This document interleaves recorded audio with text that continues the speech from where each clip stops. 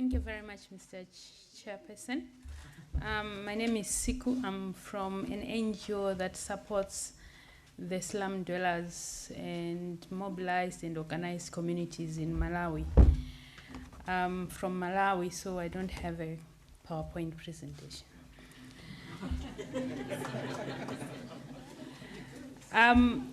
You might have heard that this discussion will be about housing, but over the past few years, since we began our work, which is literally 10 years ago, we've also begun to ask ourselves about the issue of housing, given the fact that it's more personalized, and at the end of the day, all that hard work ends up being just to a few households, and we are trending towards focusing more on slum upgrading and building the capacity of people so that at the end of the day we can scale and be able to reach more the systems and politics from the government that we want to change and work on. Malawi, you might have been asking yourself what Malawi will present about, because of all the countries, I think Malawi is at the lowest ranks of urbanization in the world. I think we're still one of the least urbanized countries in the world, with less than 15% of our population living in cities. But I think we're currently undergoing a paradox where our urbanization rates are one of the highest, at over 5% per annum. And unfortunately, the number or the percentage of the urban dwellers who are living in slums or informal settlements is one of the highest as well. It's over 75%. This has come about because our government does not believe nor appreciate that there are poor people who live in the cities, because to the government, poor people are in the village. So what it means is that we currently don't have any policy nor action that is geared towards planning and preparing for these 5% per annum who are coming, or just the natural growth. So as more people are moving into the cities, they're finding a system and an urban setting that is not ready for them. I think this is history being repeated over and over again. But as one of the speakers already alluded to in the morning, in other countries, there was some form of industrialization backing this. In our country, there is virtually no industrialization. So what we are experiencing really is the urbanization of poverty, where people are just moving into the cities, hoping for a better future for themselves and their children, and there is just no industry, no jobs. But with that, I mean, it hasn't given our position. We haven't said that we're going to wait until we reach the Nairobi or South Africa levels of problems in urban settings. We've begun working on trying to change how government thinks, and also showing them that you're better off preparing for the problem that is definitely, it's already obvious that the problem is growing and is coming very soon. My colleague Sarah will discuss more of what the communities themselves are doing. But from our end, as the organization, as I've already mentioned, I think we also came in trying to demonstrate from the housing point of view, but with the numbers and the citywide stature or nature of where we want to be, where we want to ensure that the whole city is prepared or preparing for the communities. I think the other way around of our work has to now start to look into how do we mobilize the whole community in an informal settlement to start looking from within and challenging themselves of what has been taken as the status quo and how the problems are arising. And I think over the past few years we've been successful, because now we have networks of all the informal settlements around the city that are busy enumerating most of the stuff that Ruby mentioned and David already mentioned in the morning. They're saving and they're preparing towards finding space for negotiating and engaging the state. because as I've already mentioned, the state is not ready for these multitudes. The state here has no system, no structure to deal with a poor person in a city. So you go to the city, there's no unit that these people whom they could engage with. So the people were not ready and the state wasn't ready.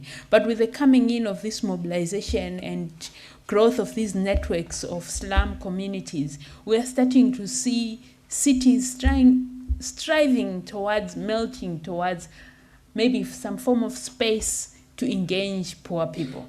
And because the city doesn't have in-depth information that comes from the enumerations, this has become, the enumerations and the profiling exercises have given a starting point of that discussion, because now poor people are going with the information that the city doesn't have, and they're also going up with the upgrading plans. Remember, the city has said this is a forgotten place, there are no people living here, and the people have gone there with slum upgrading plans and designs that show their aspirations.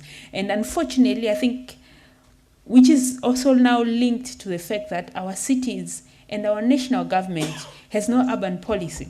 So because we don't have an urban policy, it also means there's no financing towards anything urban. So the rural districts will get millions of funds towards their development projects, and the cities or towns will get nothing. So it also means that even if the communities have designed or devised excellent plans, they will not get any support besides the camaraderie, they feel good, know what you're doing is a good job, to implement their projects. So at the end of the day, all that work starts becoming frustrating to the communities, because there are stuff that, especially for the household good, they could do so much more.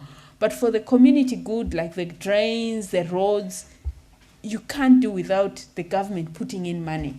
So what we are now working towards is working with the cities that are starting to melt and starting to see that it's possible to establish citywide upgrading funds. Because if the city could have a port where communities that have designed, devised, planned, prepared could apply to and get some resources to do a little road there, to do a little bridge there, a little drain there, maybe we're thinking that the central government will start seeing that it's actually a worthwhile investment, since you could even track it. The multiplier effects of such could actually be looked at from the economic point of view. So that's where we are as a country. But I would like to say that as the city of Lilongwe was somehow unfortunate or fortunate to be chosen to be part of the Gates Foundation project called Global GPMIG, unfortunately, because of the problems I've alluded to, the city was never ready for such kind of attention. So the Gates Foundation has pulled the project. They just came from nowhere and said, you're hopeless, we're taking away our money. And the Gates Foundation gave the city 3 months to say, whatever projects you had, we give you 3 months. And because the city was working with the organized communities and ourselves, the communities were able to say, but we are already ready to implement. So with that, the city at least could have some sure-saving face when these projects are implemented. I think Sarah, because she lives in one of the 2 settlements that are targeted by the Slum Upgrading Gates Foundation funded program, and she's one of the community contractors that is currently carrying out the several projects that are happening parallelly so as to meet the deadline. One would say, I mean, this is totally against what we all work for, that it will be generic, donors should not have a say. But if you are in Malawi, where to us having these Gates funds was the salvation we needed, because we realized that at least we'll be able to show to the world and even to our own government that investing this little money can make this kind of a difference. We could not let this opportunity go by saying our principles tell us we follow this procedure, because for a poor person in a community, those kinds of principles will not build a drain. So we have accepted the challenge, and I think the city is actually now looking up to the organized communities to actually do it, because the city itself already failed. That's why the project is being pulled. But now, because of the chance of working through the organized communities, it looks like the project will at least have some saving face when 30th of June comes and the project is closed. The project, though, is not closed to all the other 4 countries. There were 5 countries. Zimbabwe in Harare, Angola, Luanda in Angola, Monrovia in Liberia, and Cairo. So it's only in Lilongwe. But, it's for us, it's not the fault of the city of Lilongwe. It goes back to the fact that our country has no interest in investing to create systems that allow for urban development, especially issues that looks at poor people. So Sarah will just touch in on the communities upgrading projects that they are currently undertaking.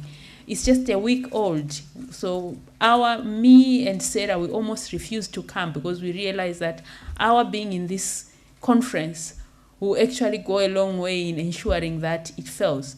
But we also realize that if we claim that we've been building the capacity of communities, I think the project should be able to continue in our absence. So we could allow Sarah. Thank you.